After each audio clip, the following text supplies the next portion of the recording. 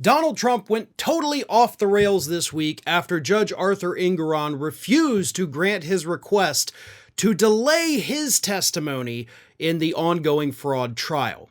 Now, there's a reason for this. I'll get the Trump statement in a minute, but just a little bit of backstory here. Trump is scheduled to give his testimony this coming Monday, December 11th. Because of that, he was not allowed, according to the New York State Supreme Court, to get an expedited hearing on appealing his gag order.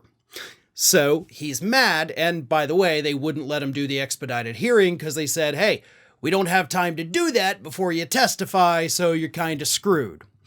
So Trump then has his lawyers go to Judge Arthur Engoron and say, hey, Judge, I know we've been at this for a few months, but would you mind screwing up the entire trial schedule that we set, by the way, so that we can appeal this gag order instead of just getting the trial over with, because Trump's the last witness.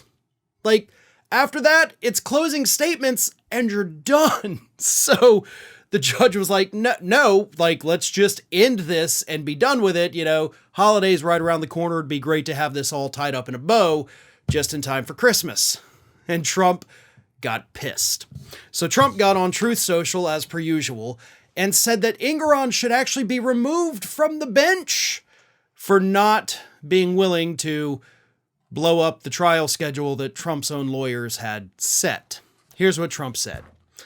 We have totally proven our case. The judge and the AG falsified the value of Mar-a-Lago and other assets to make me look as bad as possible and got caught.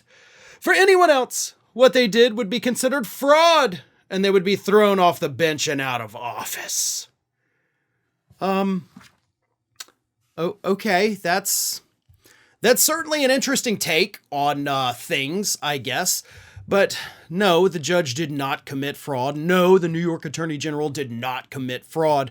In fact, the only one that's committed fraud here is Donald Trump, along with obviously his sons and his organization. And I can say that factually because the court already ruled that, okay? Your liability here has already been predetermined.